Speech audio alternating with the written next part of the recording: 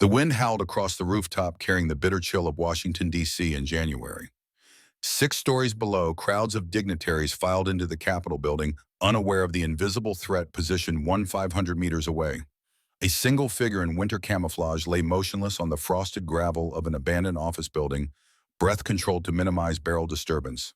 Through the loopholed Mark 5 HD scope, Secretary of Defense Howard Phillips appeared as close as a man across a dinner table.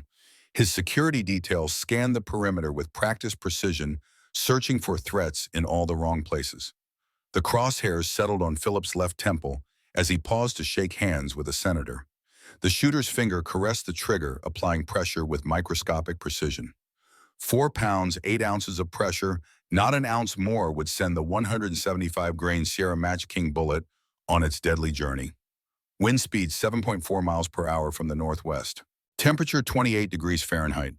Humidity 62%. Barometric pressure 30.12 nhg. Distance 527 meters. All variables calculated and compensated for with mathematical certainty. The shooter exhaled halfway, then held. The world narrowed to the crosshairs and the target. Time itself seemed to slow. The rifle barked its report, muffled by a state-of-the-art suppressor. The bullet traveled for nearly 3 seconds, a lifetime in combat, before finding its mark with devastating precision. Secretary Phillips dropped instantly, his security detail reacting a full second after he was already beyond saving.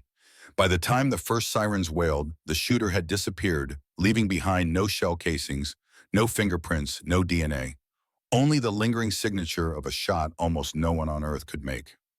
3,000 miles away, Catherine "Cat" Reynolds moved methodically through Fort Richardson's armory, her practiced hands performing inventory with machine-like efficiency.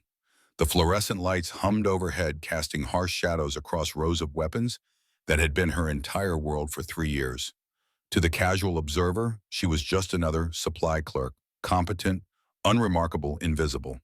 Exactly as she'd planned. Cat's fingers traced the worn serial number on an M4 carbine.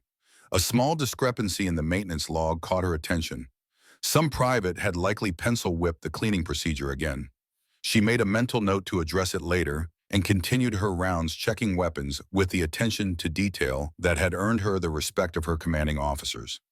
At the back of the armory, nearly forgotten beneath a dust cover, sat an old M24 sniper rifle. It had been scheduled for decommissioning weeks ago, but somehow kept getting overlooked in the endless shuffle of paperwork. Cat had deliberately avoided it until now, but today something pulled her toward it like a gravitational force she couldn't resist. She lifted the weapon carefully, muscle memory taking over as she checked the chamber and engaged the safety with movements so fluid they seemed choreographed. The weight felt familiar in her hands, comfortable, like greeting an old friend. The M24 was a thing of beauty despite its age. Based on the Remington 700 action, it had been the backbone of military precision shooting for decades. This particular specimen bore the marks of extensive use. The barrel showed signs of careful maintenance, the kind that spoke of someone who understood that a sniper's rifle wasn't just a tool, but an extension of their soul. Cat found a cleaning kit and settled at a maintenance bench, spreading out the components with practiced precision. The familiar smell of Hops No. 9 solvent filled her nostrils, triggering memories she'd spent 3 years trying to bury. Her hands moved automatically, field stripping the weapon with a speed and confidence that went far beyond standard armory training. The barrel came clean, easily responding to her touch like it remembered what proper care felt like. She worked the bolt, feeling the smooth mechanical precision that had made the M24 legendary among those who knew such things. Each component received her full attention, cleaned and inspected with the kind of thoroughness that went far beyond standard maintenance protocols. Lost in the ritual of weapon maintenance, Cat didn't notice the figure watching her from the doorway. Colonel Robert Sullivan stood silently, his weathered face impassive, as he observed the supply clerk handling the sniper rifle with expertise that betrayed her carefully constructed cover. Sullivan was a relic of another era, a battle-hardened veteran of Desert Storm whose steel-gray hair and deep-set eyes spoke of decades watching America's enemies through rifle scopes and satellite feeds. His uniform bore the quiet dignity of a man who had earned every ribbon and medal through blood and sacrifice rather than political maneuvering. He watched Cat work for several minutes, noting how she checked headspace with a precision gauge, how she examined the crown of the barrel for the microscopic imperfections that could throw off a shot at extreme distances. These weren't the actions of a supply clerk. These were the instincts of someone who had trusted their life to such a weapon hundreds of times. Kat sensed his presence before she saw him, that prickling awareness of being watched that combat veterans never truly lose. She forced herself to maintain the same pace to not betray the sudden spike in her heart rate or the combat readiness that automatically tensed her muscles. "That's some mighty fine work, Specialist Reynolds," Sullivan said, his voice carrying the gravelly texture of too many cigars and too many nights in desert dust. "Thank you, sir," Kat replied without looking up, keeping her voice neutral and her movements deliberate. "Just giving it a proper cleaning before decommission." Sullivan stepped into the armory, the door closing behind him with a soft click that sounded unnaturally final. "Mind if I take a look? Been a while since I've handled an M24. Kat reluctantly handed over the rifle, careful to keep her expression neutral. Sullivan took it with the easy familiarity of an old friend, his hands automatically checking the chamber before examining the weapon. His eyes narrowed as he turned the stock fingers, tracing over certain areas with particular interest. "Beautiful weapon," he murmured. "They don't make them like this anymore. The newer systems have better range and optics, but there's something about these old warriors that feels honest." Kat nodded noncommittally, watching as Sullivan's thumb found a spot near the buttstock that had caught his attention. His weathered finger traced over a small mark burned into the wood, invisible to untrained eyes, but unmistakable to those who knew what to look for. The mark was barely larger than a thumbprint, an elegant design of a stylized eye surrounded by crosshairs with subtle elements that would appear as manufacturing flaws to anyone who hadn't been briefed on its significance. It was the insignia of the Deadeye Division, a unit that officially never existed. "Interesting marking," Sullivan said casually, though his eyes had sharpened with recognition. "Almost looks like some kind of unit insignia." Kat's pulse quickened, but her face remained impassive. "Probably just damage from field use, sir. These old rifles have been through a lot." Sullivan nodded slowly, still examining the mark. "Specialist Reynolds, how long have you been at Fort Richardson?" 3 years, 2 months, sir," she answered promptly. "And before that, where were you stationed?" "Fort Benning for basic, then Fort Lee for supply training." Sullivan handed the rifle back to her, his eyes never leaving her face. Funny thing about military records, sometimes they tell stories that don't quite add up. The air between them grew heavy with unspoken knowledge. Kat resumed cleaning the rifle, her movements precise and controlled, despite the alarm bells ringing in her head. "Is there something specific you need from the armory, Colonel?" she asked, her voice betraying none of the tension she felt. "Actually, there is," Sullivan said, reaching into his jacket to withdraw a slim file folder. "I need information about this." He laid a photograph on the workbench. It showed the aftermath of the assassination Kat had just seen on the morning news. Secretary of Defense Phillips lying on the Capitol steps, surrounded by panicked security personnel. The image was classified, certainly not something that would have been released to the media. "What would I know about that, sir?" "Nothing officially," Sullivan agreed. "But unofficially, I think you might recognize the shooter's signature. The FBI ballistics report estimates the shot was taken from approximately 1,500 meters, a range that exceeds the capabilities of all but a handful of shooters in the world." Kat maintained her neutral expression. "I'm just a supply clerk, sir." "Are you?" Sullivan's voice hardened slightly. "Because your hands tell a different story, Specialist Reynolds. Or should I say Lieutenant Catherine Hayes?" The name hit Kat like a physical blow. She hadn't heard it spoken aloud in 3 years. Her cover identity as Catherine Reynolds had been meticulously constructed. New fingerprints, new dental records, new background. The woman known as Catherine Hayes was officially dead listed as killed in action during a helicopter crash in the Hindu Kush Mountains. "I think you've mistaken me for someone else, Colonel," she said carefully. Sullivan's weathered face showed no emotion as he placed another document on the table. It was a personnel form with her photograph, not the current one with brown hair, cut in a regulation bob, but from before, when she wore her blonde hair pulled back in a tight braid, her green eyes harder, more focused. The file was stamped with clearance levels that shouldn't exist. "Deadeye Division," Sullivan said quietly. "The most elite sniper unit ever assembled. Officially, it never existed. Unofficially, it changed the course of conflicts in 6 countries. And you, Lieutenant Hayes, were its star performer. Call sign Ghost." Kat's hand tightened imperceptibly on the cleaning rod. In one fluid motion, she could convert it to a lethal weapon, drive it through Sullivan's carotid artery before he could react. The thought came automatically, a survival instinct she'd never fully suppressed.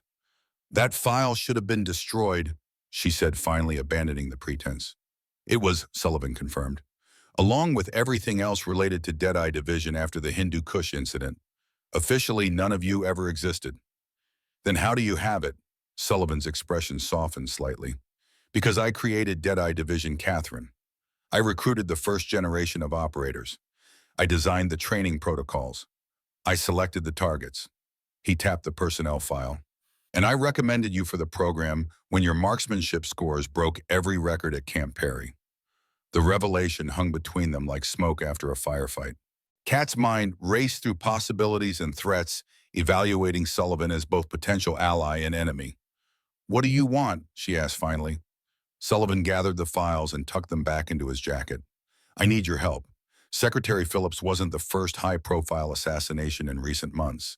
There have been 3 others, all with the same signature: impossible, shots made to look like accidents or executed with surgical precision, all targets connected to classified military programs. And you think I'm responsible?" Kat's voice carried a dangerous edge. "No," Sullivan said firmly. "I think someone is using Deadeye techniques to eliminate targets connected to a classified program. Someone with training similar to yours." The fluorescent lights buzzed overhead, the sound suddenly irritating against the tension in the room. Kat set down the cleaning rod carefully, buying time to process what Sullivan was suggesting. "If what you're saying is true, then this shooter would have to be someone from the program," she said. "And everyone in my unit died in Afghanistan. I was the only survivor." Sullivan's expression remained unreadable. "Are you certain about that? Did you see the bodies?" The question struck deep, reopening wounds Kat had fought to close for 3 years. She had seen her team ambushed through her rifle scope, had watched helplessly as they were cut down one by one, while she lay hidden in an overwatch position nearly a mile away. But in the chaos that followed, as she fought her way out of the mountains with a bullet in her shoulder and shrapnel in her leg, she'd never actually confirmed their deaths. The official report was a cover-up," Sullivan interrupted, "designed to bury the truth about what happened that day, about who betrayed your team." Kat's expression hardened. "What do you know about it?" Sullivan glanced toward the armory door, ensuring they were still alone. "Not here. Meet me at 2100 hours. Officers' Quarters Building, 47 room 212. Come armed but discreet. I'll tell you everything I know." Without waiting for a response, he turned and left the armory, the door closing quietly behind him. Kat stood motionless for several seconds, mind racing with implications and possibilities. After 3 years of carefully maintained anonymity, her past had found her with devastating precision.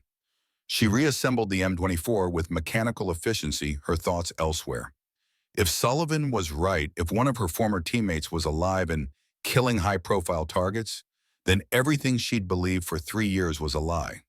And if Sullivan was wrong, if this was some kind of trap, then her carefully constructed new life was already unraveling.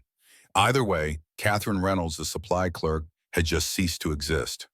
Ghost was back in play. Time. The memories came unbidden as Kat drove back to her small, off-base apartment.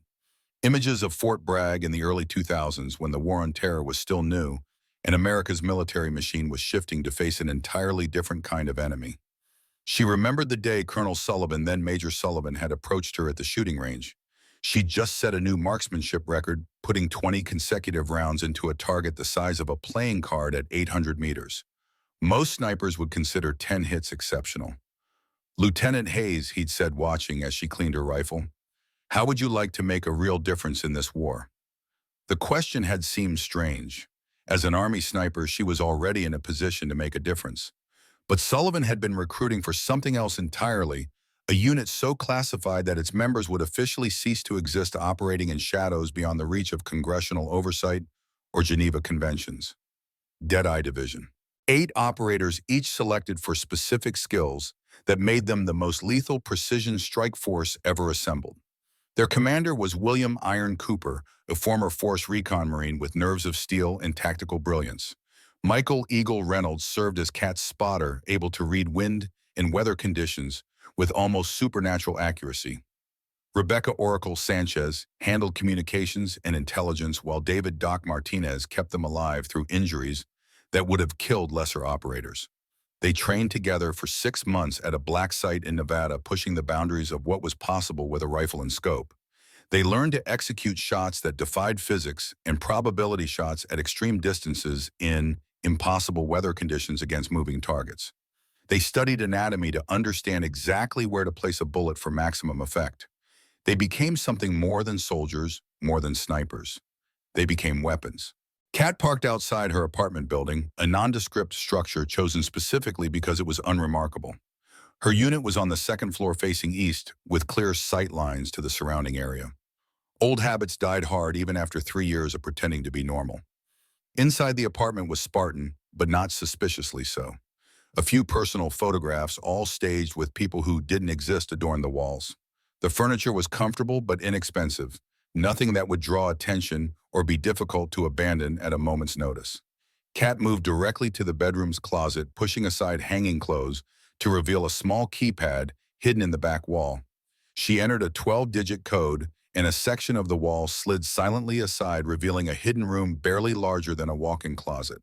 Inside was everything Catherine Reynolds wasn't supposed to possess: a custom Remington 700 rifle with match-grade barrel and specialized scope, 3 handguns with suppressors, 50,000 in various currencies, 6 passports with different identities, communication equipment, medical supplies, and a laptop containing encrypted files on various subjects of interest. She hadn't accessed this room in months, had almost convinced herself she kept these items purely out of paranoia rather than necessity. Now, as she checked the weapons and equipment with practiced efficiency, she wondered if some part of her had always known this day would come. Kat retrieved the laptop and powered it on, entering a complex password from memory. The encrypted files contained everything she'd managed to salvage about Deadeye Division before assuming her new identity: mission logs, personnel files, target assessments. She navigated to the file labeled Hindu Kush Incident and opened it, steeling herself against the flood of emotions that accompanied the images. The mission had seemed routine by their standards: infiltrate the mountains along the Afghanistan-Pakistan border to observe and potentially eliminate a high-value target believed to be coordinating attacks against coalition forces. Intelligence had placed Aziz Rahman Moss, a key Taliban commander, at a compound nestled high in the mountains. Cooper had selected a standard deployment pattern. Kat would establish an overwatch position on a ridge with commanding views of the valley, while the rest of the team approached the target location from multiple angles. The operation was supposed to last 72 hours: insertion, confirmation, elimination if authorized, and extraction. Everything had gone according to plan until the second night. Kat was in position, maintaining overwatch through her scope, when she saw the first sign of trouble. Movement on a ridge that should have been clear. Too many figures approaching her team's position from multiple directions. "Overwatch to team leader," she had whispered into her comm. "Multiple hostiles approaching your position from the north and east. At least 12 figures armed." Cooper's voice had come back tense but controlled. "Confirmed. We're seeing movement to the south as well. This isn't random. They know we're here." "Pulling back to extraction point Charlie," Sanchez had added. 5 minutes. What followed was etched into Kat's memory with horrific clarity. Her teammates had been surrounded, caught in a carefully orchestrated ambush. Through her scope, she'd watched as Cooper directed their defensive response, creating a perimeter in the rocks as they tried to fight their way to the extraction point. One by one they'd fallen. Martinez first shot while trying to drag a wounded Sanchez to cover.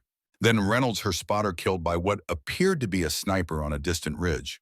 Cooper had fought the longest, his rifle claiming multiple enemies, before he too disappeared in an explosion that illuminated the night.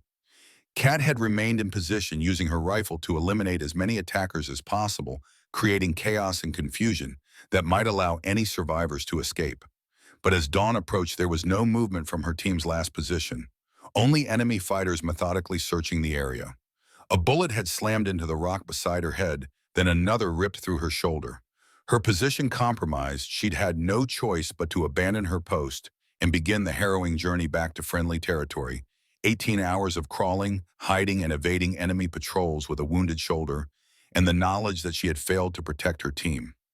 The official report, delivered to her in a military hospital in Germany, stated that the entire team had been killed. Their bodies, recovered by a quick reaction force, were shipped home in flag-draped coffins. Kat had attended their funerals standing at attention in dress uniform as their families received folded flags and empty platitudes about service and sacrifice. 2 months later, still recovering from her wounds, she'd been approached by a stern-faced officer from an agency he refused to name. He offered her a choice: assume a new identity with a non-combat role or face questions about the failed mission that would never lead anywhere good. The implication was clear. Someone needed a scapegoat, and a sniper who had survived while her team died made a convenient target. Kat closed the laptop, the memories too painful to revisit further.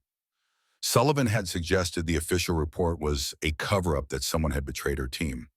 The thought ignited a slow-burning rage she'd suppressed for 3 years.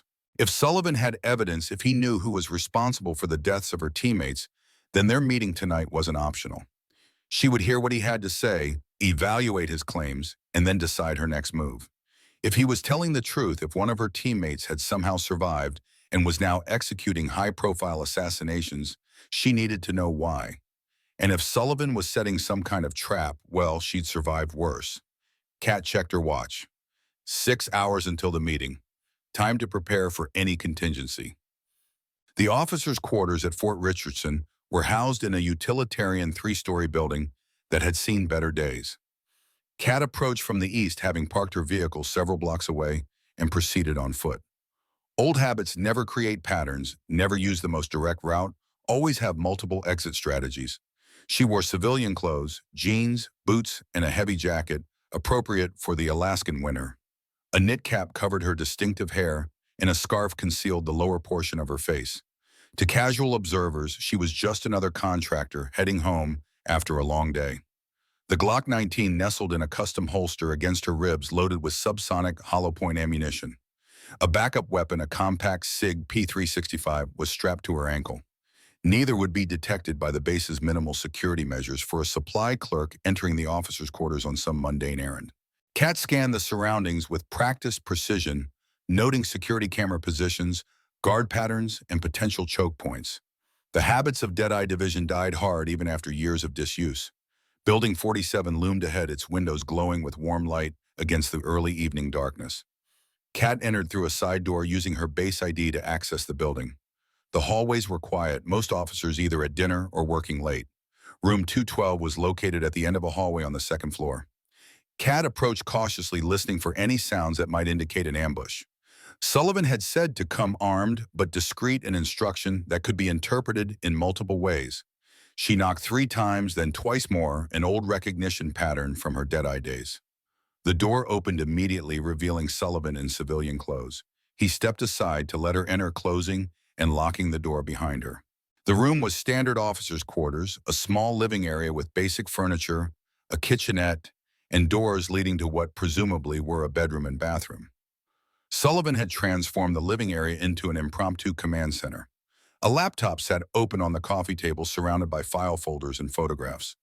The windows were covered with heavy blackout curtains, and a signal jammer blinked on the kitchen counter, preventing electronic surveillance. "You came," Sullivan said, his tone suggesting he hadn't been entirely certain she would. "You said you had information about who betrayed my team," Kat replied. "That's not something I could ignore." Sullivan gestured toward the couch. "Have a seat. What I'm about to tell you goes against everything in my 30 years of military service. It involves betrayal at the highest levels and a conspiracy that has already claimed dozens of lives." Kat remained standing, her posture subtly balanced for immediate action if necessary. "I'll stand. Just tell me what you know." Sullivan studied her for a moment, then nodded, accepting her caution.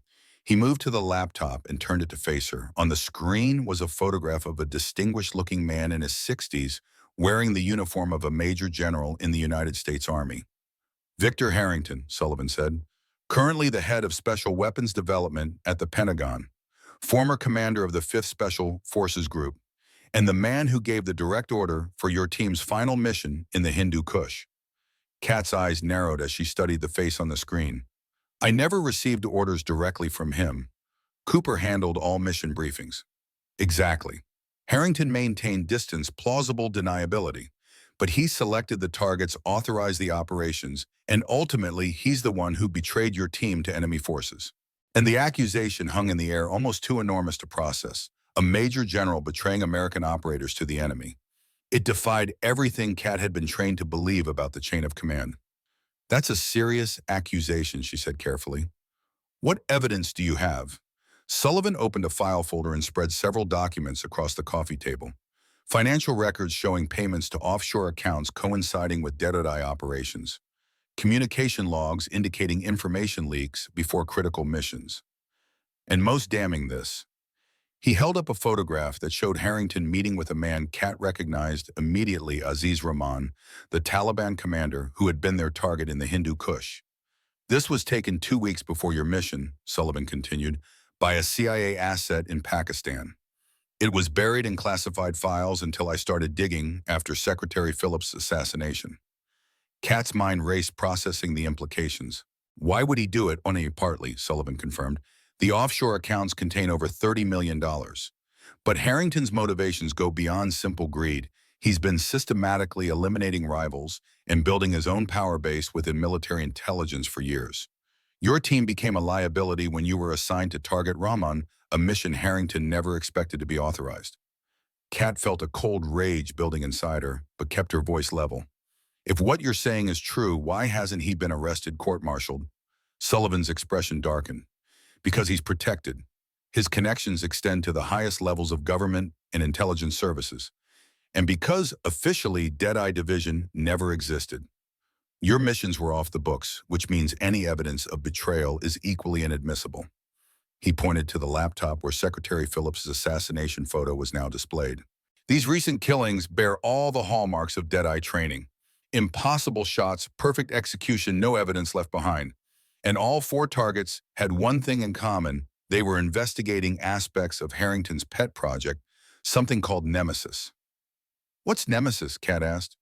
I don't know yet, but I believe it's connected to why Harrington betrayed your team. And I believe one of your former teammates is carrying out these assassinations. The statement hit Kat like a physical blow. That's impossible. They're dead. I saw them die. Did you? Sullivan challenged gently. You saw them fall. You saw explosions and gunfire. But in the chaos of combat with limited visibility and your own position compromised, can you be absolutely certain? The question pierced the carefully constructed narrative Kat had built to explain that night. She had seen her teammates under fire, had seen them fall. But had she actually confirmed their deaths? Had she seen their bodies?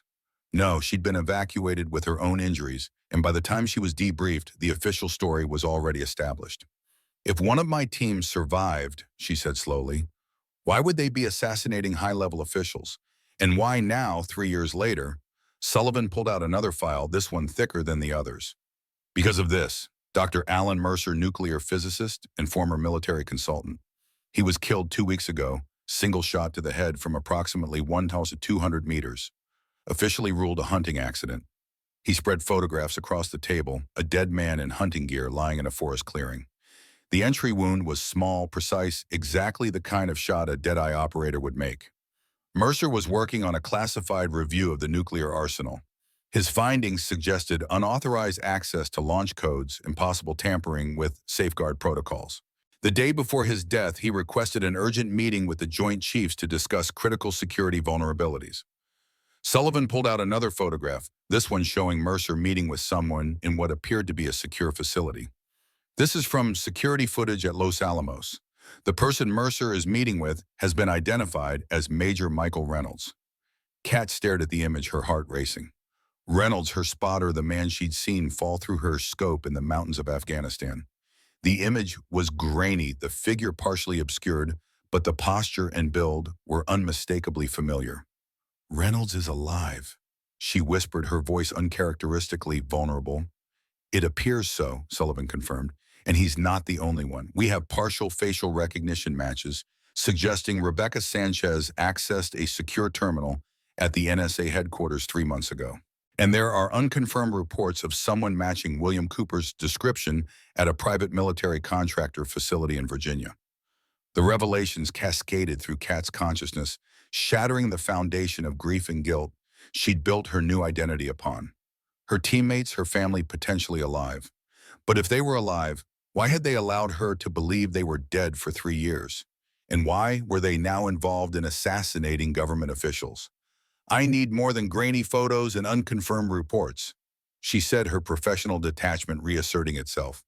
If what you're saying is true, if Harrington betrayed us and my team survived, where have they been for 3 years? And why are they killing these specific targets? Sullivan's weathered face showed a flash of approval at her skepticism. Those are exactly the questions we need to answer. I believe Harrington's Nemesis project is at the center of it all. And I believe your former teammates are either working to expose it or they've been compromised and are now eliminating threats to it. He closed the laptop, his expression grave. I need your help, Catherine. You're the only Deadeye operator I can locate with certainty, and you're the only one whose motivations I can trust. Kat moved to the window, pulling the curtain aside a fraction, to glance at the darkened base outside. The implications of Sullivan's revelations were staggering: betrayal at the highest levels, teammates potentially alive, a conspiracy reaching into the heart of military command. If true, it meant everything she'd believed for 3 years was a carefully constructed lie. What exactly are you asking me to do? She asked, letting the curtain fall back into place. Help me find your teammates, Sullivan said simply. Help me uncover what Nemesis is and how it connects to Harrington's betrayal. And if necessary, help me stop whoever is carrying out these assassinations before they trigger a national security crisis. Kat turned to face him, her expression unreadable. And if I refuse, if I walk out that door and disappear, then I suspect you'll be the next target, Sullivan replied gravely. Whoever is behind these killings has been systematically eliminating anyone connected to Deadeye Division or Harrington's activities. The only reason you've been safe so far is because your new identity has been effective. But now that I've found you, it's only a matter of time before they do too. The truth of his words settled over her like a physical weight. Her carefully constructed anonymity was already compromised. If Sullivan had tracked her down, others could too. I need time to think, she said finally, and I need access to everything you have on these assassinations on Harrington and on any sightings of my former teammates. Sullivan nodded, reaching into his pocket to withdraw a small encrypted flash drive. Everything I have is on here. Review it, verify what you can. I'll be here until 0600 tomorrow. After that, I'm meeting with contacts who may have additional information on Nemesis. Kat took the drive, securing it in an inner pocket. I'm not committing to anything yet, but I'll look at what you have. That's all I'm asking for now, Sullivan said. But Catherine, be careful. If I found you, others might too. Watch your surroundings. The warning was unnecessary. 3 years of peace hadn't dulled the survival instincts hammered into her during Deadeye training. Kat moved to the door, pausing with her hand on the knob. If you're playing me, Colonel, if this is some kind of setup or psyop, you should know I haven't forgotten how to disappear. And I haven't forgotten how to eliminate threats. Sullivan's expression remained steady. I would expect nothing less from Ghost. Kat slipped out of the room and into the darkened hallway, her mind already processing escape routes and security measures. The weight of the flash drive in her pocket felt like a live grenade with the pin halfway pulled. Whatever it contained would either validate Sullivan's claims or expose his deception. Either way, Catherine Reynolds, the supply clerk, had lived her last day. Ghost was awake again, and she wouldn't rest until she found the truth about her team, about Harrington's betrayal, and about who was hunting from the shadows. The apartment felt different when Kat returned, vulnerable, exposed, a place she could no longer trust. She moved through the rooms methodically, checking for signs of intrusion or surveillance. Everything appeared undisturbed, but experience had taught her that the best infiltrations left no trace. She connected Sullivan's flash drive to her secure laptop, running multiple virus scans before accessing the contents. The files were extensive surveillance photos, classified reports, financial records, and intelligence assessments, all pointing to a conspiracy centered around General Harrington and something called Project Nemesis. The most disturbing files were those containing possible sightings of her former teammates. Sullivan hadn't exaggerated. There were multiple instances of individuals matching their descriptions appearing at secure facilities, military installations, and government buildings in the months preceding each assassination. One video clip showed a man resembling Cooper entering a Department of Energy building 3 days before a senior official there died in an apparent suicide. The official had been found with a gunshot wound to the head ruled self-inflicted, despite the awkward angle and lack of powder residue. Another file contained surveillance photos of a woman who could be Sanchez accessing a secure terminal at the NSA using credentials that passed all security protocols, but belonged to an employee who had been on medical leave. The evidence wasn't conclusive, but it was compelling. Kat found herself torn between hope that her teammates had survived and fear of what they might have become. Had they been turned brainwashed? Or were they pursuing their own investigation into Harrington's betrayal? As dawn approached, Kat came to a decision. She would work with Sullivan, cautiously keeping her own counsel to find her teammates and uncover the truth about Project Nemesis. But she would maintain her own operational security, establish safe houses and escape routes, and be prepared to disappear again if necessary.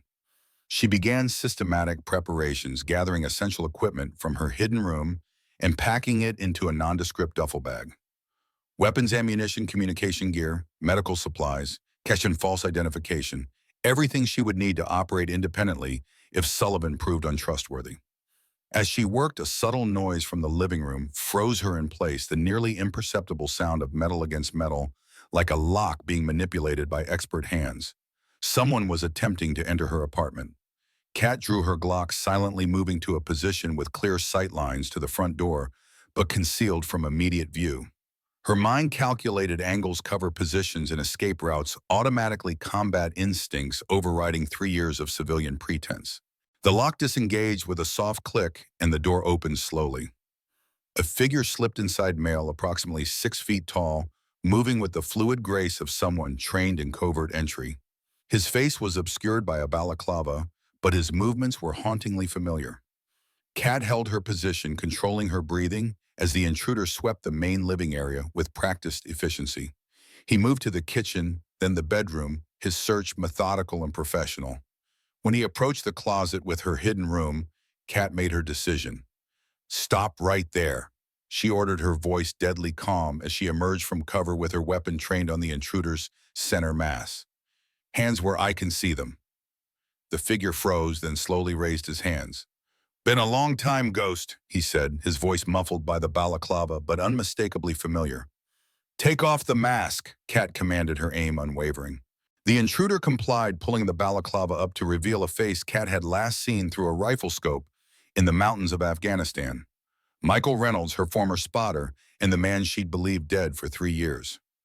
"Hello, Catherine," Reynolds said, a faint smile playing at the corners of his mouth. "Looks like we've got a lot to catch up on." Kat's weapon remained steady, though her mind reeled with questions. "You're supposed to be dead." "So are you," Reynolds countered. "Catherine Reynolds? Nice cover. Almost didn't find you." "Why are you here?" Kat demanded, unwilling to lower her weapon despite the shock of seeing her former teammate alive. Reynolds glanced around the apartment, his expression turning serious. "Same reason Sullivan found you. Someone's killing people connected to Deadeye, and they're using our techniques to do it." "And how do I know you're not that someone?" Kat asked coldly. Reynolds smiled again, but there was no warmth in it. "If I wanted you dead, Ghost, you wouldn't have heard me coming." It was true, and they both knew it. Reynolds had been one of the best in infiltration tactics, able to move through hostile territory like a shadow. "Sullivan told me you were spotted at Los Alamos with Dr. Mercer before he was killed," Kat said, still not lowering her weapon. "I was trying to protect him," Reynolds replied, his expression darkening. "Failed, obviously. Just like I'm trying to protect you. We need to move, Catherine. Your position is compromised. Sullivan's too." "How do you know about Sullivan?" "Because I've been watching him for months. He's getting close to the truth about Nemesis, and that makes him a target." Reynolds checked his watch.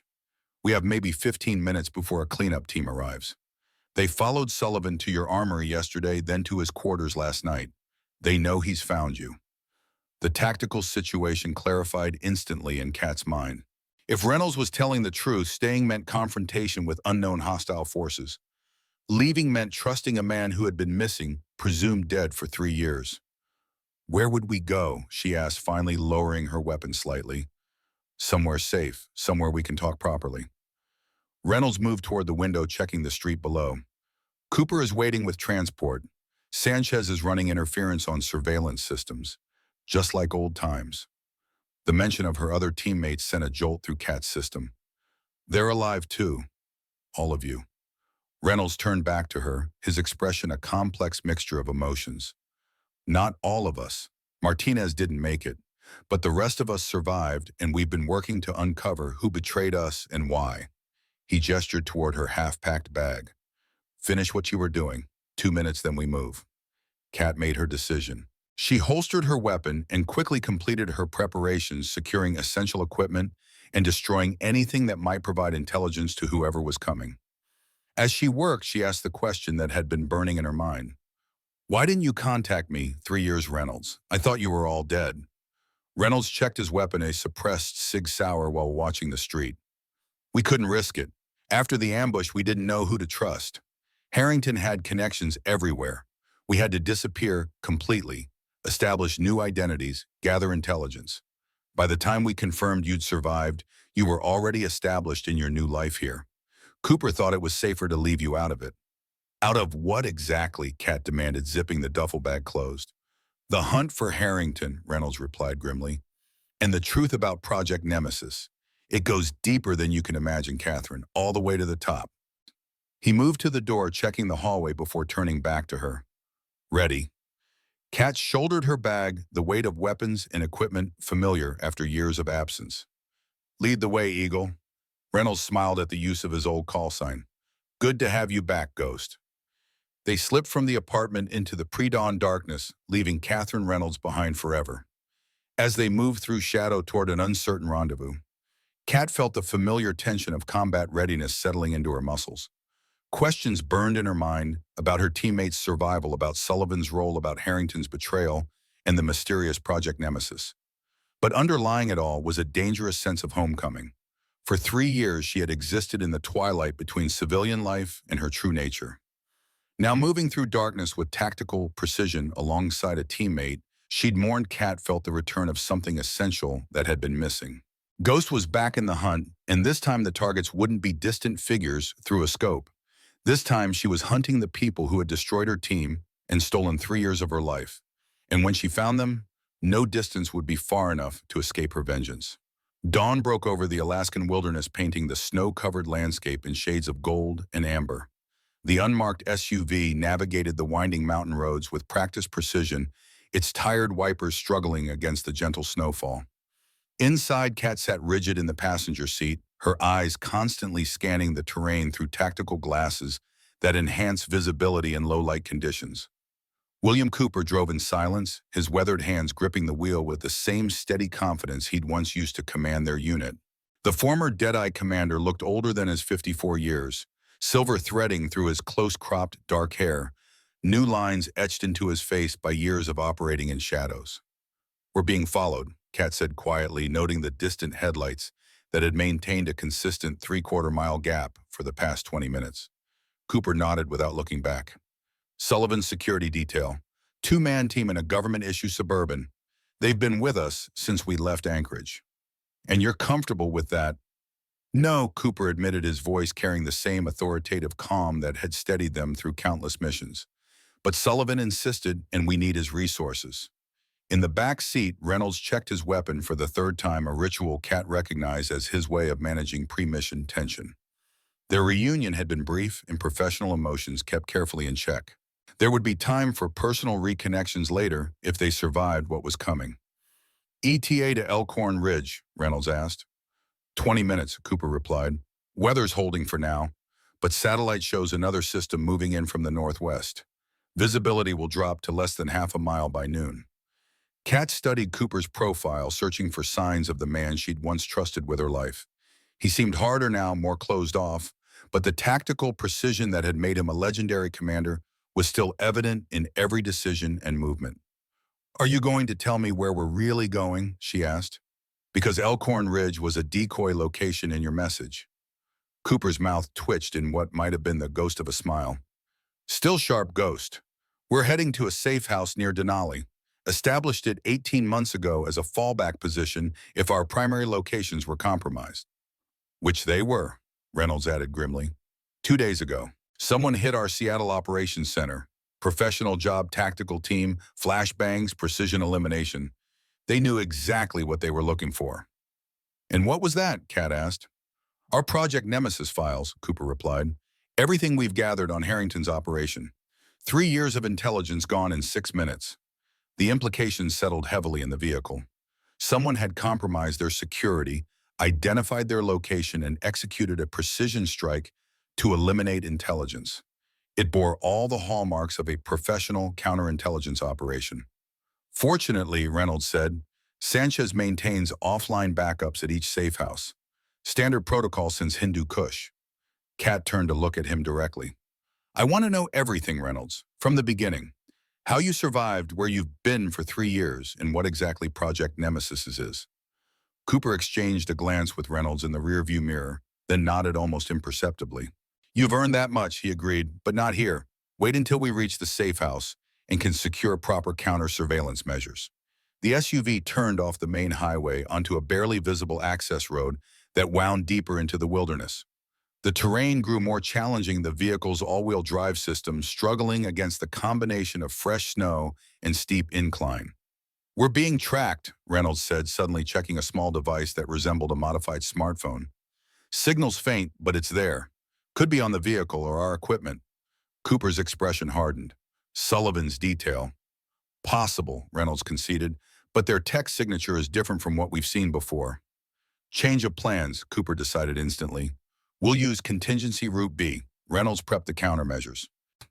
Without further discussion, Cooper executed a precise J-turn on the narrow mountain road, the SUV briefly sliding before the tires found purchase on the icy surface.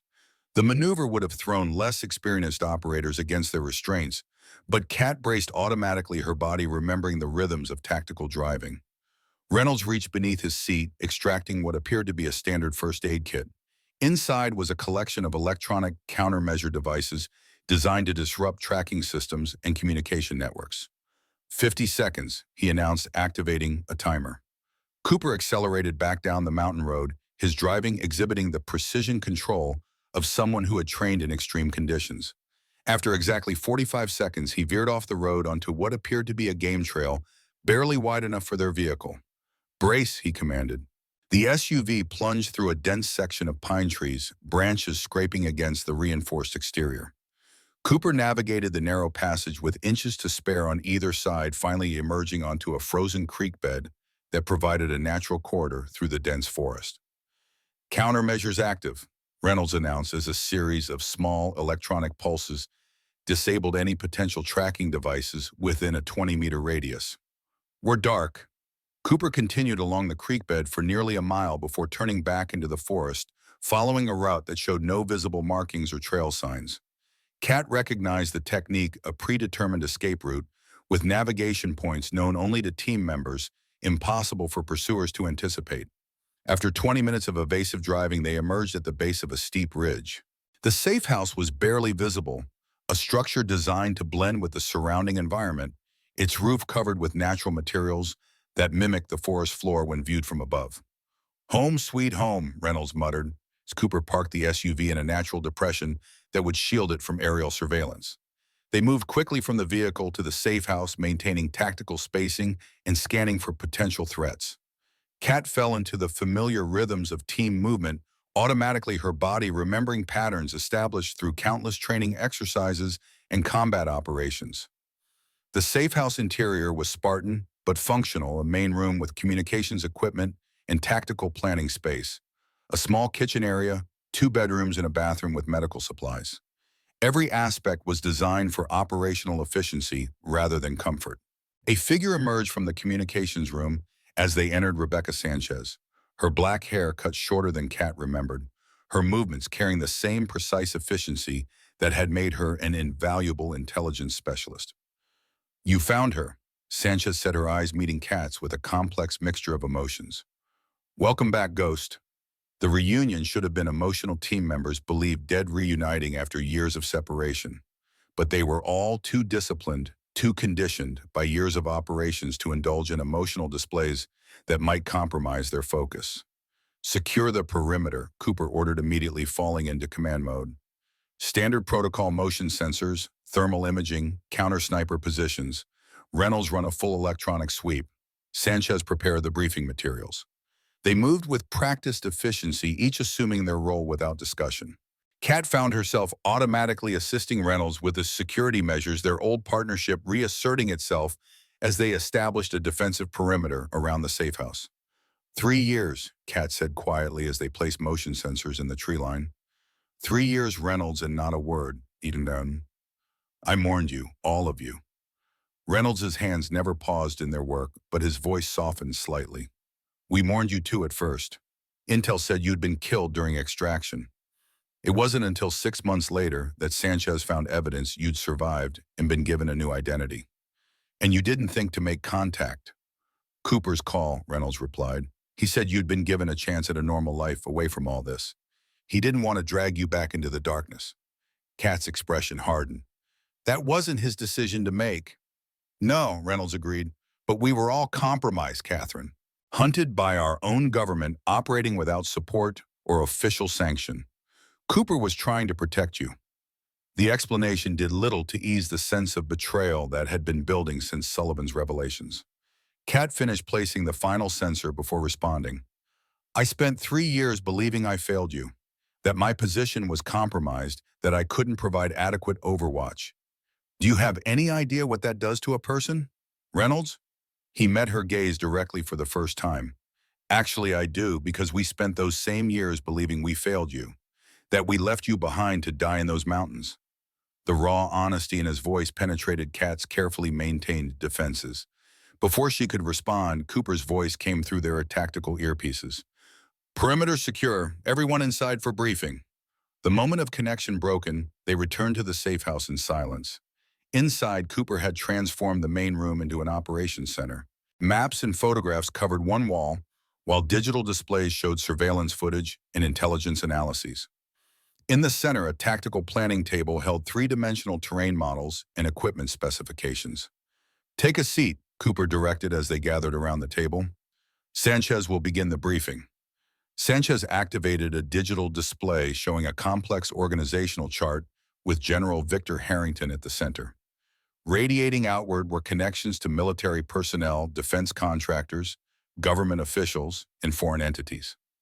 Project Nemesis, she began without preamble, officially designated as an advanced sniper training program developed to create specialized elimination units for counterterrorism operations. In reality, it's Harrington's private assassination program designed to eliminate threats to his power base and advance his political agenda. She brought up photographs of military personnel in training scenarios. Harrington began recruiting candidates immediately after Deadeye Division was officially disbanded.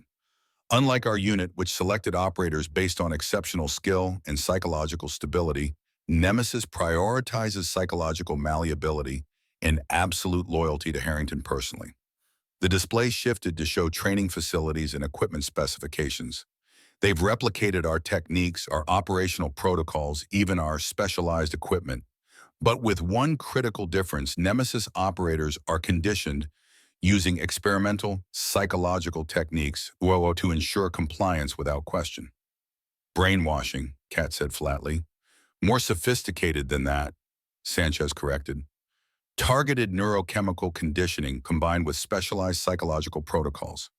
The result is operators with skills comparable to Deadeye, but without the moral framework or independent judgment. Cooper took over, pointing to a separate display showing timeline analyses of recent assassinations. For the past 18 months, Nemesis operators have been systematically eliminating individuals who pose threats to Harrington's operation. Initially, these were former military personnel who had knowledge of Deadeye Division.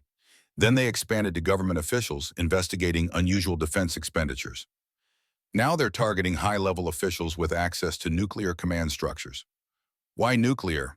Kat asked, studying the pattern of eliminations. That's what we've been trying to determine, Cooper replied grimly. Our best intelligence suggests Harrington is positioning for some kind of coup within military command structures. The targets eliminated recently all held positions related to nuclear security protocols or command authorization. Reynolds added Secretary Phillips was the third member of the Nuclear Command Authority to die in suspicious circumstances within the past year. If this pattern continues, Harrington could potentially compromise the entire nuclear command structure. The implications were staggering. A rogue general with personal control over nuclear weapons, commanding a force of conditioned assassins trained to execute without question. It went beyond personal betrayal into the realm of existential national security threat. And Sullivan Twam, Cat asked, where does he fit into all this? Complicated, Sanchez admitted. He was Harrington's mentor and superior officer for years. When evidence of Nemesis first emerged, we assumed Sullivan was complicit. It wasn't until he began his own investigation that we realized he might be an ally. Or setting a trap, Cat countered. He found me too easily, and he knew exactly where to look for the Deadeye insignia on that M24. Cooper nodded approvingly. We've maintained similar skepticism. That's why we've limited his access to our operations. He provides intelligence and resources but remains compartmentalized from our core planning. Which brings us to why we needed to find you, Reynolds said. 3 weeks ago, Harrington's security protocols changed dramatically. New personnel, new communication systems, enhanced counter-surveillance. Something big is happening and we need to infiltrate his inner circle to find out what. Sanchez activated another display showing the profile of a defense contractor. Vertex Dynamics, officially a cutting-edge weapons development company specializing in precision guidance systems. Unofficially, Harrington's private research and development division for Project Nemesis. They're hosting a major fundraising gala next week in Seattle, exclusive attendance, highest level security, and Harrington will be present personally. We need to get inside, Cooper stated. Extract intelligence on whatever operation Harrington is preparing, and if necessary, eliminate the threat. Kat studied the facility schematics and security protocols displayed on the screen. The defenses were formidable, multiple layers of physical security, electronic surveillance, and counterintelligence measures. Infiltrating such a facility would challenge even Deadeye's considerable skills. And you want me for this operation, she said, understanding dawning, because I'm the only one Harrington hasn't identified as a survivor. Precisely, Cooper confirmed. Harrington knows Reynolds Sanchez, and I survived. He's been hunting us for 3 years. But you officially killed in action given a new identity. Through classified channels, you're the ghost he doesn't see coming. The plan was both elegant and desperate. Use Kat's presumed dead status to insert her into the heart of Harrington's operation, gathering intelligence that could expose Project Nemesis and prevent whatever catastrophic event the general was planning. There's more, Sanchez said quietly. We have reason to believe Harrington wasn't working alone in betraying Deadeye Division. The operational complexity, the level of intelligence compromise it suggests involvement from someone with intimate knowledge of our protocols. Someone inside the unit, Kat asked, the implications sending a chill through her that had nothing to do with the Alaskan winter outside. Possibly, Cooper acknowledged, his expression grave, or someone in the command structure with direct oversight. Sullivan, Kat suggested. He's a candidate, Cooper agreed. But there are others. The circle of people who knew about Deadeye Division was small but not insignificant. Reynolds leaned forward, his expression intense. That's why we've maintained operational security even with Sullivan. Until we know definitively who betrayed us in Hindu Kush, everyone remains a potential threat. The briefing continued for another hour with Sanchez providing detailed intelligence on Vertex Dynamics, its security systems, and the upcoming gala event. The plan took shape. Kat would attend as Catherine Reynolds, a representative of a smaller defense contractor seeking partnership opportunities. Her background identity was already established and would withstand routine scrutiny. What about Sullivan? Kat asked as the briefing concluded. He's expecting me to contact him. We'll handle Sullivan, Cooper decided. Maintain minimal communication. Tell him you're following leads independently. He knows how Deadeye operators work. He'll expect you to establish your own operational parameters. The tactical planning complete, they moved to equipment preparation. The safe house contained an impressive arsenal, weapons, tactical gear, communication systems, and specialized infiltration equipment that would have been the envy of any special operations unit.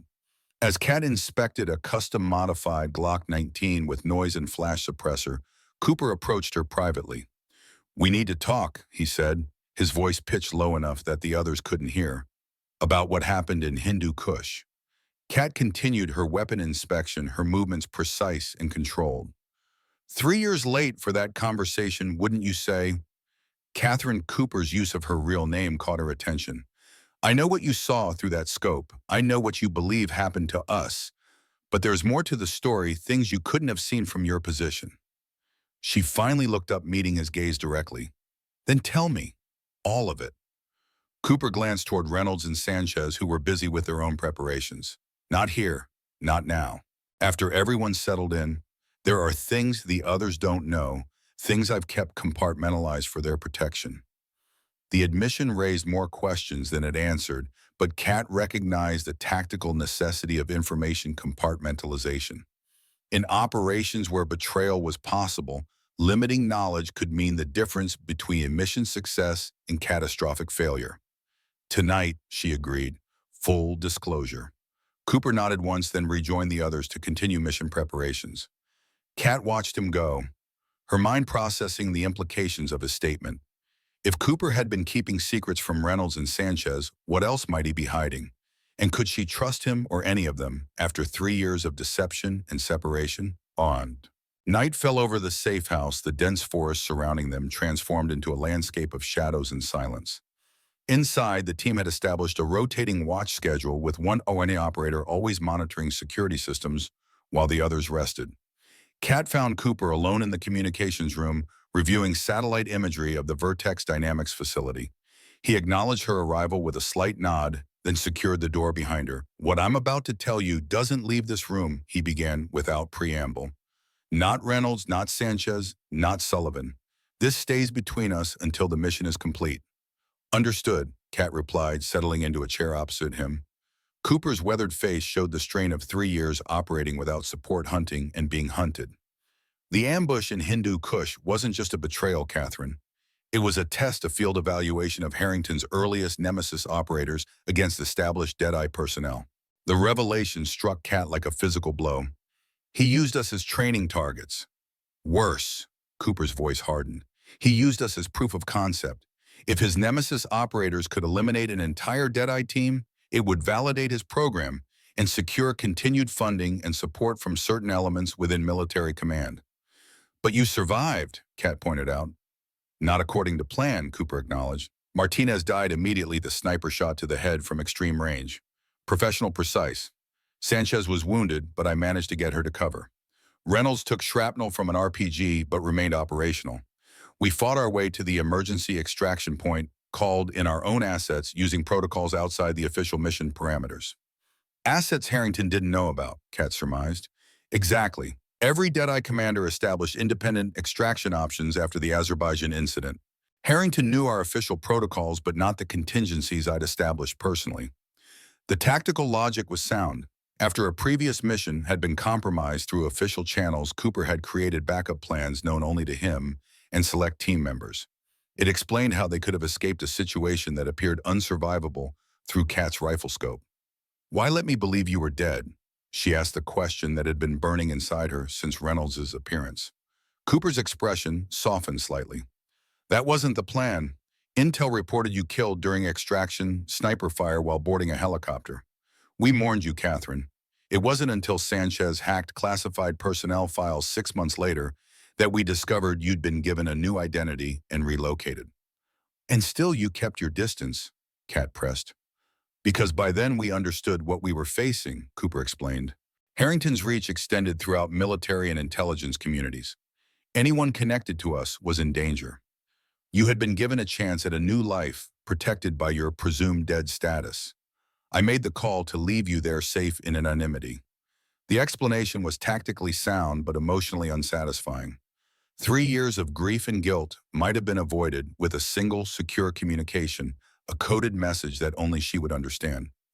"There's more," Cooper continued. "Something I haven't shared with Reynolds or Sanchez. The intelligence that sent us to Hindu Kush, the operation targeting Rahman, it didn't come through standard channels. It came directly from Sullivan." Kat processed this new information, fitting it into the evolving picture of betrayal and conspiracy. "Sullivan set us up." "I don't know," Cooper admitted, a rare confession of uncertainty from a commander known for decisive judgment. "The intelligence was solid. Rahman was exactly where Sullivan said he would be.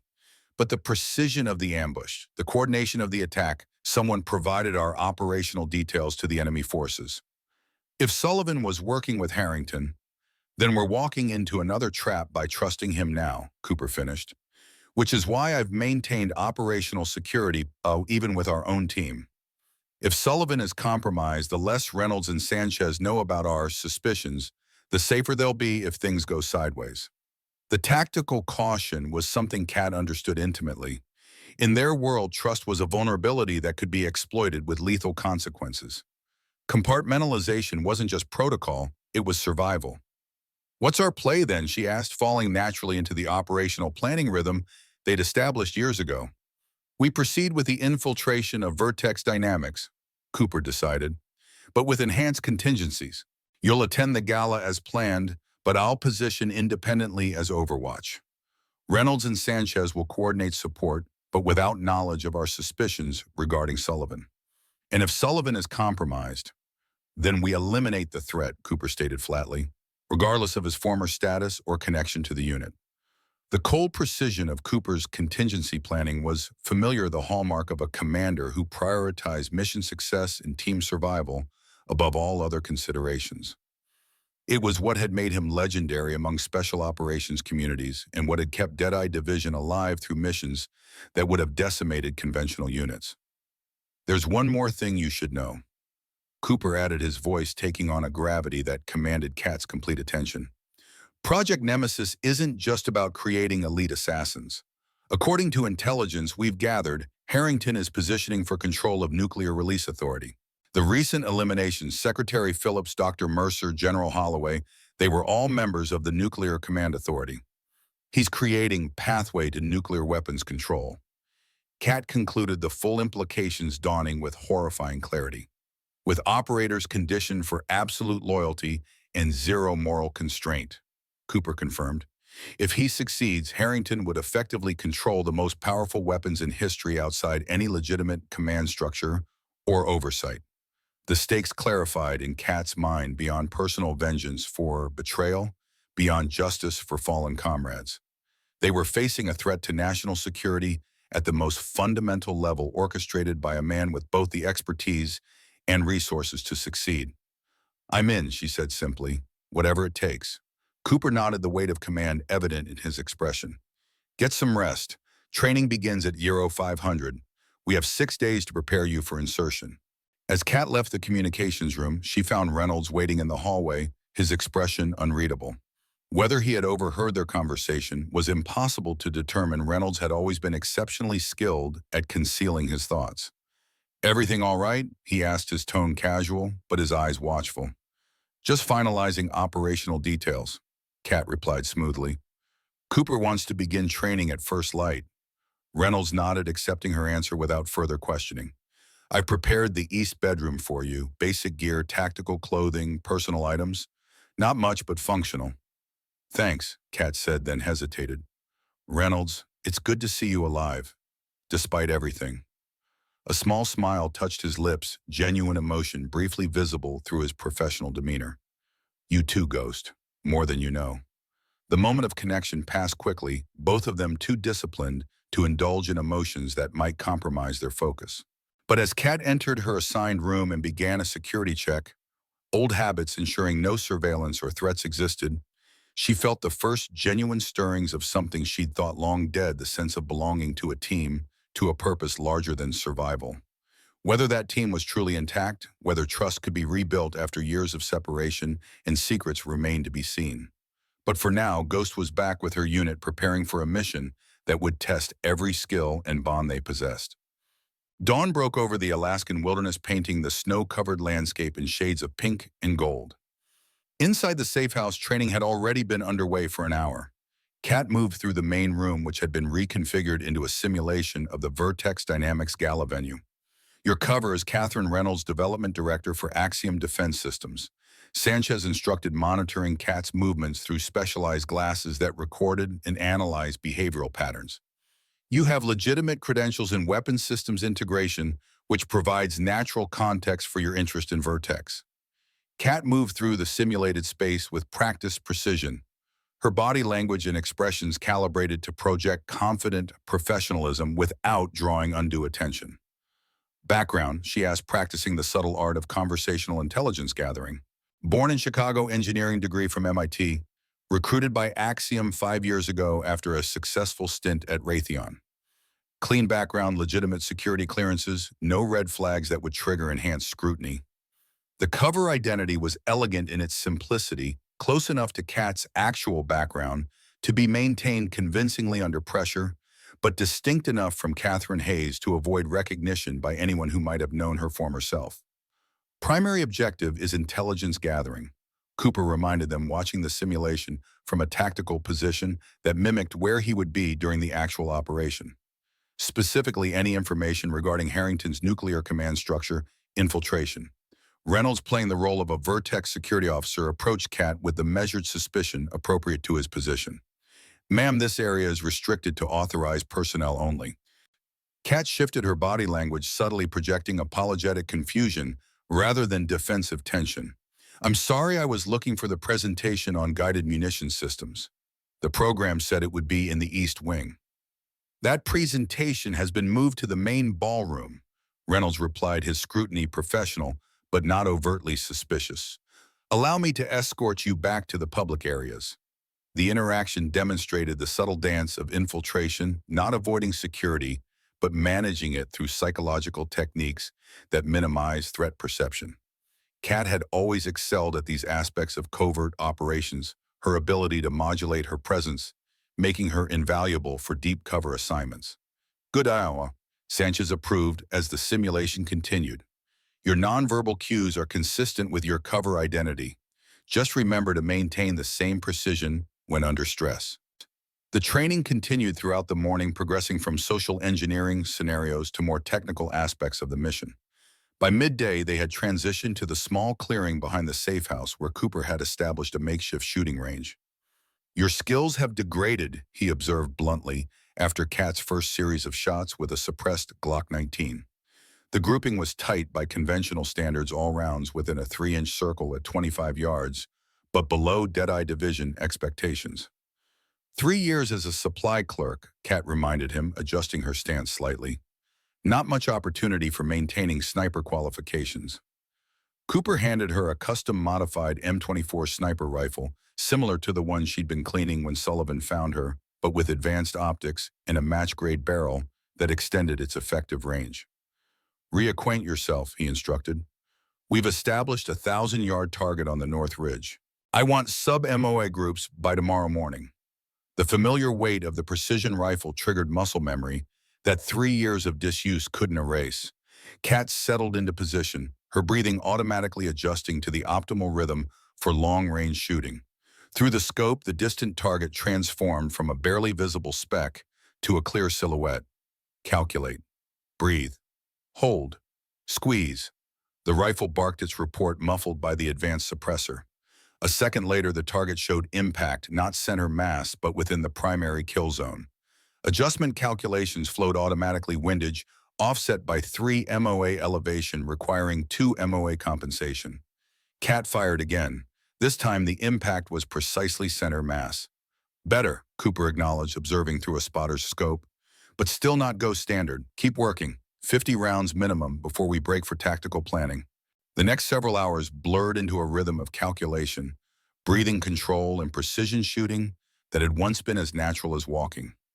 With each shot, Kat felt herself reconnecting with the operative she'd been before, Ghost the Phantom, who could deliver death from distances that defied conventional military doctrine.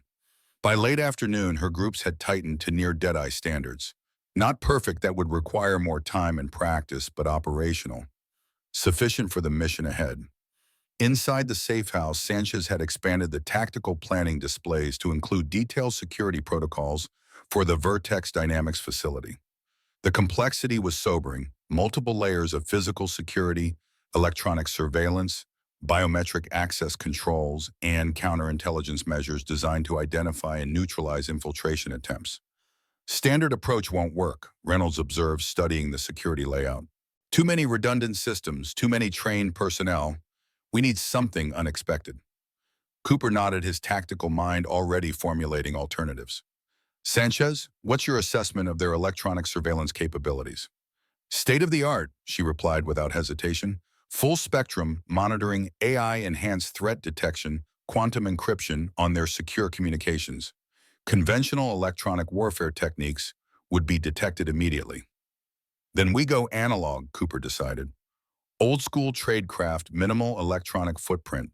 Catherine infiltrates as planned, carrying only approved electronics that will pass security screening. Physical intelligence gathering, visual recognition, and memory rather than digital collection. The approach was reminiscent of Cold War espionage techniques relying on human intelligence rather than technology exploiting the blind spots in systems designed to detect electronic intrusion. Extraction plan, Cat asked, focusing on the critical aspect of any infiltration mission. 3 options, Cooper replied, indicating points on the facility schematic. Primary extraction through the main entrance following the conclusion of the event. Secondary option through the service access on the northeast corner where catering staff will be moving equipment. Emergency extraction via the roof where we'll have a helicopter on standby under the guise of news coverage. The planning continued well into the evening, with each team member contributing specialized expertise to create a comprehensive operational framework. As darkness fell over the safe house, they transitioned to equipment preparation, selecting weapons, communication devices, and tactical gear that balanced effectiveness against detectability. Kat was inspecting a set of specialized lockpicks disguised as jewelry when Reynolds approached her privately. "Cooper's not telling us everything," he said quietly, his voice pitched below the level of the other's conversation. "What makes you say that?" Kat asked, careful to keep her own voice neutral. 3 years working together, I know when he's compartmentalizing," Reynolds replied. "After Hindu Kush, we promised no more secrets within the team. But something's changed since we found you." The implicit request for information put Kat in a difficult position. Cooper had instructed her to maintain operational security regarding their suspicions about Sullivan, even from other team members. But Reynolds had been her spotter, the person who'd shared her hide positions through countless operations. The bond between sniper and spotter was unique, built on absolute trust and communication. "We're all adjusting to being a unit again," she offered carefully. 3 years is a long time. Trust takes time to rebuild." Reynolds studied her face, his expression making it clear he recognized the evasion. "Just watch yourself, Catherine. The mission parameters have changed more than once since we started tracking Nemesis. I'm not convinced we're all working toward the same objective anymore." Before Kat could respond, Sanchez called them back to the main planning area. "We've got movement on the perimeter," she announced, indicating the security monitors. "Vehicle approaching from the south access road." Cooper moved immediately to defensive position, retrieving a suppressed M4 carbine from the weapons cache. "Identification. Black suburban government plates," Sanchez replied, enhancing the surveillance image. "Matches Sullivan's security detail." "Unexpected," Cooper noted, his expression hardening. "No scheduled contact until tomorrow." "Could be a friendly check-in," Reynolds suggested, "or counter-surveillance testing our reactions," Cooper countered. "Defensive positions, standard protocol. Cat observation post 2, Reynolds north perimeter. Sanchez maintain electronic monitoring." They moved with practiced efficiency, assuming tactical positions that covered all approaches to the safe house. Cat took position at a reinforced window on the second floor, her rifle trained on the approaching vehicle. Through her scope, she observed 2 men in the Suburban, both with military bearing, wearing civilian clothes that failed to disguise their professional status. The driver remained with the vehicle while the passenger approached the safe house, his movements indicating awareness of tactical vulnerabilities. "One approaching, one in reserve," she reported through the tactical communication system. "Professional movement patterns carrying sidearm under left arm, possible secondary weapon at ankle." "Hold position," Cooper instructed. "Let's see what they want." The man reached the front entrance and knocked 3 times, then twice more. The Deadeye recognition pattern. "Sullivan's man," Cooper acknowledged. "Sanchez verify identity before admission." Sanchez activated the external camera system, comparing the visitor's face against their database. "Confirmed. Major Thomas Grant, Sullivan's security chief." "Grant FD," Reynolds' voice carried unexpected recognition. "I know him. Force Recon, then Delta. Solid operator." Cooper made the decision. Admit him, but maintain security protocols. No sensitive information, no operational details beyond what's absolutely necessary. Kat maintained her observation position as Grant was admitted to the safe house. Through her scope, she continued monitoring the driver, who remained vigilant but made no aggressive movements. From her position, she could hear the conversation below as Cooper greeted Grant with professional caution. "Unexpected visit, Major." Cooper said, his tone neutral but alert. "Necessary risk," Grant replied. "Sullivan sent me with critical intelligence. Time sensitive, couldn't wait for scheduled contact." "What kind of intelligence?" Cooper asked. "Harrington has moved up the timetable," Grant explained. "The Vertex Dynamics Gala has been rescheduled for tomorrow night instead of next week. Security protocols have been enhanced, guest list restricted further. Whatever he's planning, it's happening sooner than we anticipated." The information sent a ripple of tension through the team. Their operational timeline had just been compressed from 6 days to less than 36 hours, inadequate for the kind of preparation a mission of this complexity required. "That's not all," Grant continued.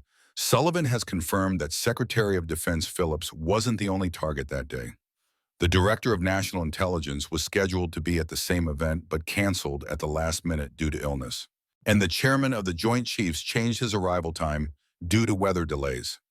The implication was clear, and Harrington had attempted to eliminate 3 key members of the Nuclear Command Authority simultaneously. Had he succeeded, it would have created unprecedented vulnerability in America's nuclear security structure. "There's one more thing," Grant added, his voice taking on a grave quality that commanded complete attention. "Sullivan has identified a potential mole within your former command structure. Someone who had detailed knowledge of Deadeye operations and has been working with Harrington since before Hindu Kush." "Who?" Cooper demanded. "He wouldn't tell me," Grant admitted. "Said the information was too sensitive to share through any intermediary. He wants to meet all of you at a secure location of his choosing. Tonight." The request triggered immediate suspicion.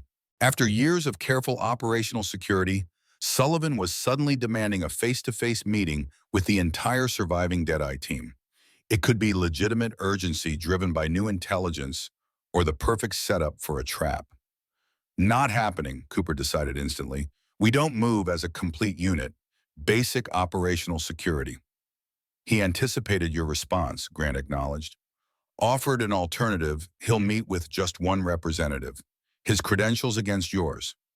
From her observation post, Kat could see the tactical calculation in Cooper's posture. The offer represented both opportunity and risk potential. Critical intelligence balanced against possible betrayal. "I'll go," Kat said through the communication system, making the decision that tactically made the most sense. "I'm the unknown variable. Harrington doesn't know I've reconnected with the team. If it's a trap, you maintain operational capability." There was a moment of silence as Cooper considered the proposal. Finally, he nodded. "Agreed." Kat makes contact. The rest of us maintain position and readiness for immediate response if needed. Grant provided coordinates for the meeting, an abandoned mining operation 30 miles north, isolated enough for security, but accessible within their compressed timeline. "Sullivan will be there at 2300 hours, Grant concluded, alone as a show of good faith. After Grant departed, the team gathered for immediate tactical revision. The compressed timeline forced significant adjustments to their operational plan, eliminating valuable training and preparation time. "I don't like it," Reynolds stated bluntly. "Sullivan suddenly has urgent intelligence that requires an immediate meeting at a remote location, classic ambush setup." "Agreed," Cooper acknowledged. "But we need that intelligence if Harrington has accelerated his timeline. We proceed with maximum caution."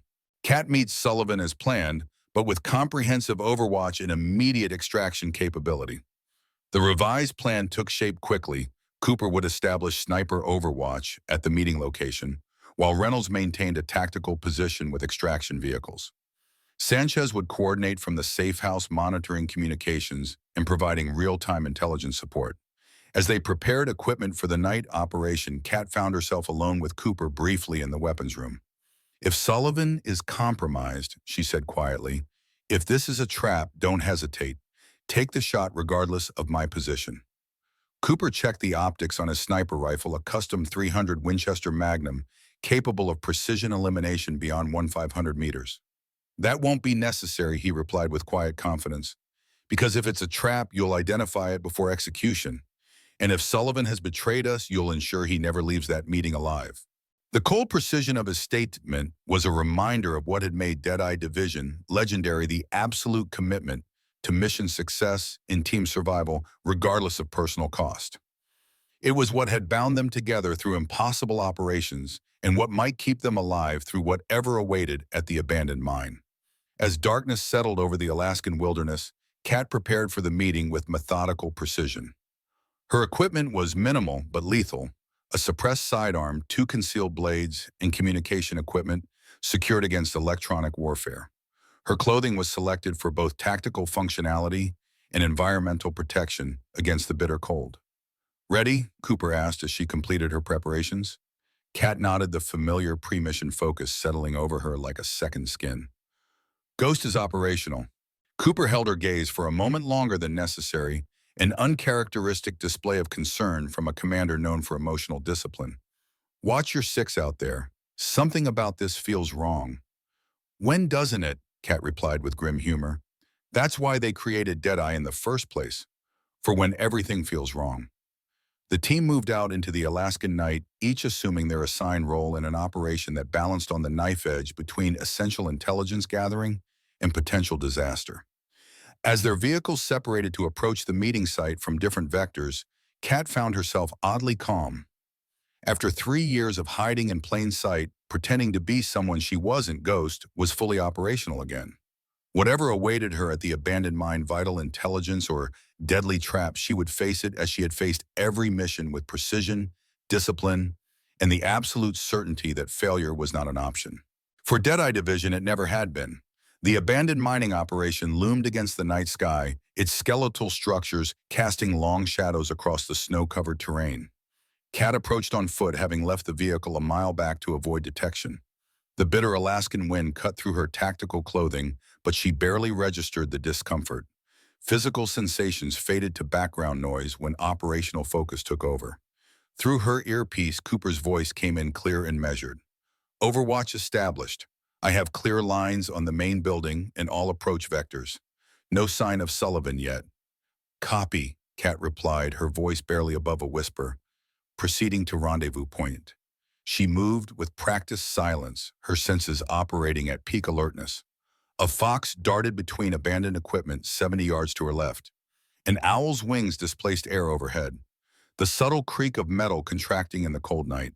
And something else, the almost imperceptible sound of controlled breathing from the shadows near the main entrance. "Contact," she subvocalized. "Main entrance, eastern shadow."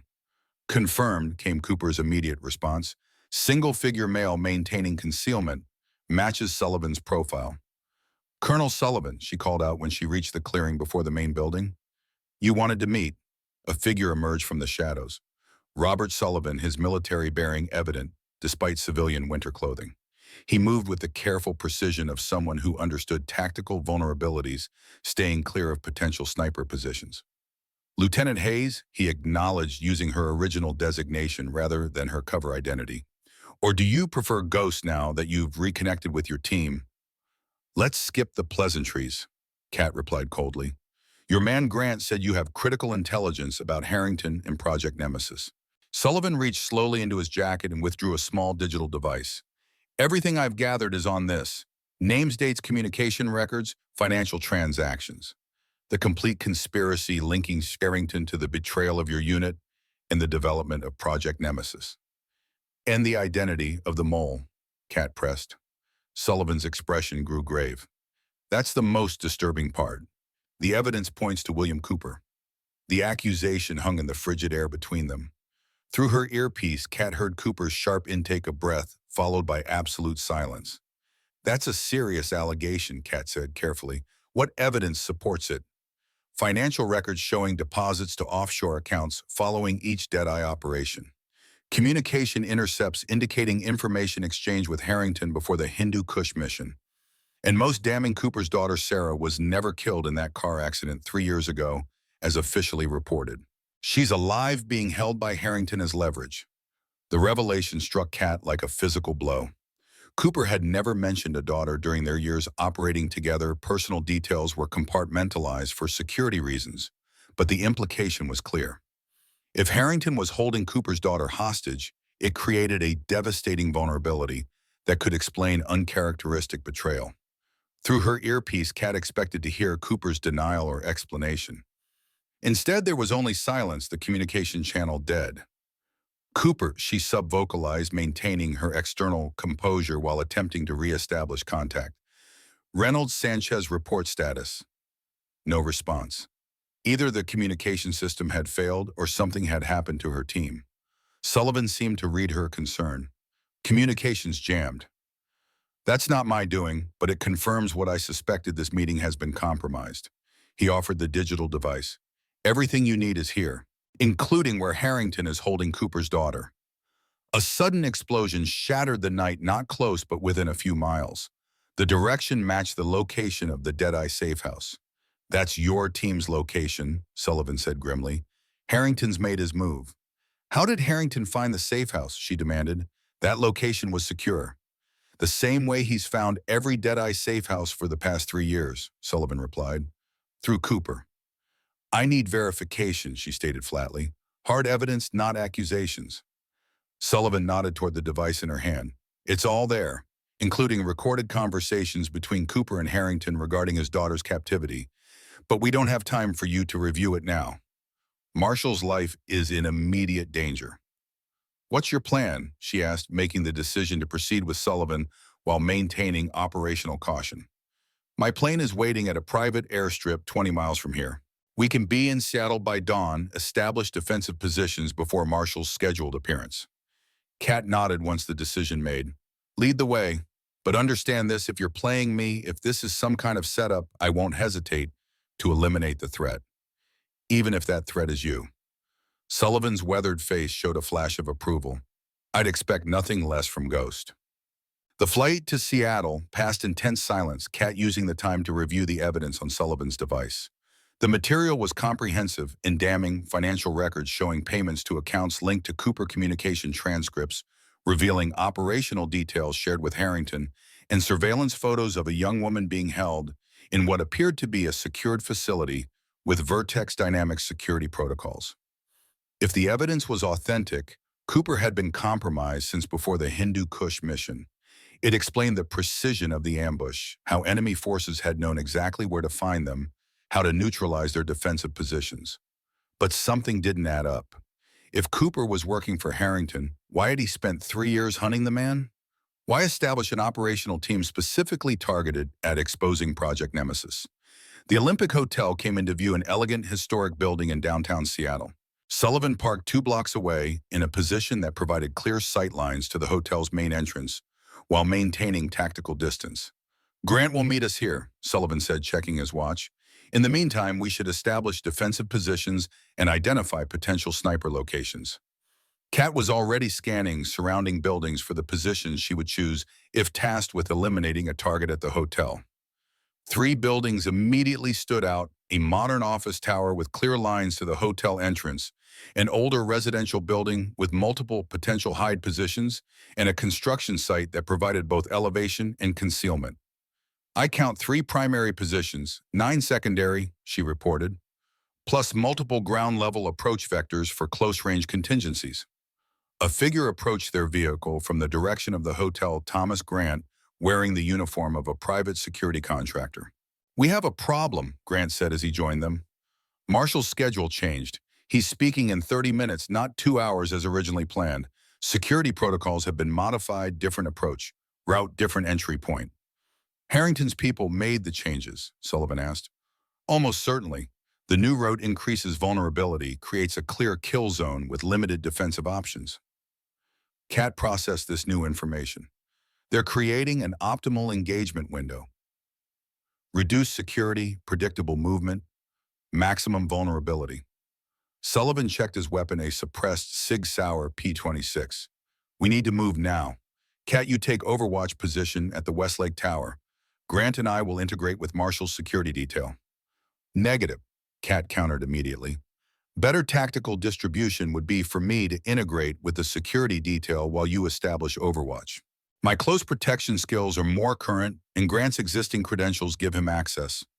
Marshall's team will recognize. Sullivan considered the alternative briefly before nodding. Agreed.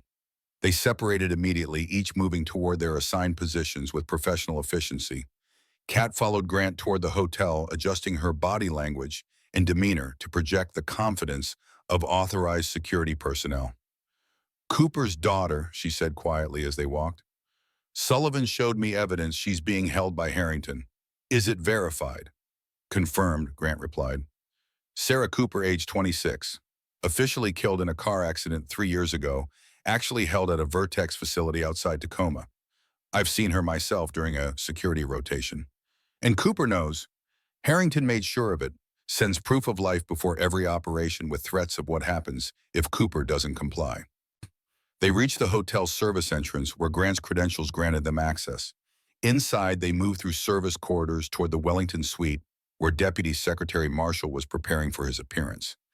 Deputy Secretary Marshall is in the Wellington suite, Grant explained. Modified plan has him moving to the conference center through the North Corridor, then directly to the stage. Minimal public exposure, but multiple vulnerabilities along the route. The Secret Service detail maintained a professional perimeter around Marshall, a distinguished man in his 60s with the bearing of someone accustomed to positions of authority. Grant made brief introductions explaining Kat's presence as additional security.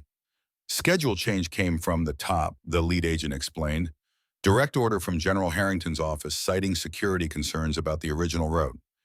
Kat positioned herself near Marshall, establishing a protective position that would allow immediate response to threats from multiple vectors. Through her earpiece, Sullivan's voice came through with tactical precision. Overwatch established. I have sight lines to the entire approach route.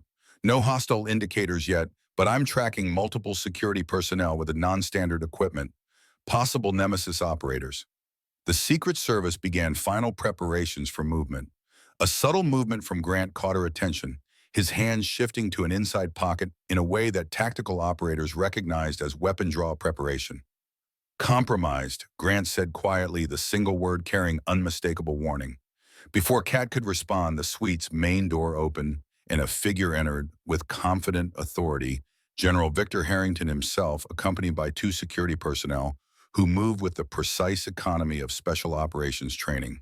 Deputy Secretary Harrington greeted Marshall with practiced warmth. I thought I'd personally escort you to the conference. Given recent security concerns, we can't be too careful. Harrington's eyes scanned the room, passing over Kat without apparent recognition before settling on Grant. Something changed in his expression, a subtle hardening that tactical operators would recognize as combat readiness. Major Grant, Harrington acknowledged. I wasn't aware you were assigned to the Deputy Secretary's detail. Last-minute addition, sir, Grant replied smoothly. Given the schedule change. The security detail formed up around Marshall, with Harrington positioning himself directly beside the Deputy Secretary. Through her earpiece, Sullivan's voice carried urgent warning. Multiple hostiles converging on your position. I count at least 6 operators with tactical positioning. They're setting up a kill zone in the North Corridor. Kat moved smoothly to Marshall's side. Sir, security compromise. We need to move you to an alternate exit immediately. Before she could implement the extraction, Harrington's hand closed around Marshall's arm. I'm afraid there's been a change of plans, Robert, he said, his voice carrying none of the earlier warmth. National security concerns require your immediate cooperation. The tactical situation crystallized with perfect clarity. Harrington wasn't simply planning Marshall's assassination, he was personally ensuring its execution. The surrounding security personnel were Nemesis operators positioned to eliminate Marshall and anyone who attempted to intervene. Kat made her decision in a fraction of a second. She moved with explosive speed, driving her elbow into the nearest Nemesis operator while simultaneously drawing Marshall away from Harrington's grip. Grant extraction route B. Grant responded, instantly engaging a second operator while creating a path toward the service corridor. The Secret Service agents, momentarily confused by the sudden violence, quickly assessed the situation and moved to protect Marshall. Harrington's voice cut through the chaos with command authority. Security breach, protect the Deputy Secretary. Kat countered immediately, her voice carrying the unmistakable authority of combat command. Nemesis operators in the security detail. Harrington is compromised. Get Marshall to extraction point, Charlie. Through her earpiece, Sullivan's voice confirmed the deteriorating situation. Hostiles converging from all approaches. You're surrounded. North Corridor is completely blocked. They reached the service corridor, Grant securing the door behind them as Kat led Marshall toward the emergency stairs. Sullivan, we need extraction at Point Charlie. Service entrance east side. Negative, came Sullivan's tense response. East side is compromised. Multiple hostiles. I'm engaging from Overwatch position, but can't clear the extraction route. A new voice cut through her tactical communication, familiar, authoritative, impossible. Ghost, this is Iron. Hold position in service corridor. Cavalry arriving in 30 seconds. Cooper, somehow, despite the compromised safe house, despite Sullivan's evidence of betrayal, despite everything, Cooper was alive and operational.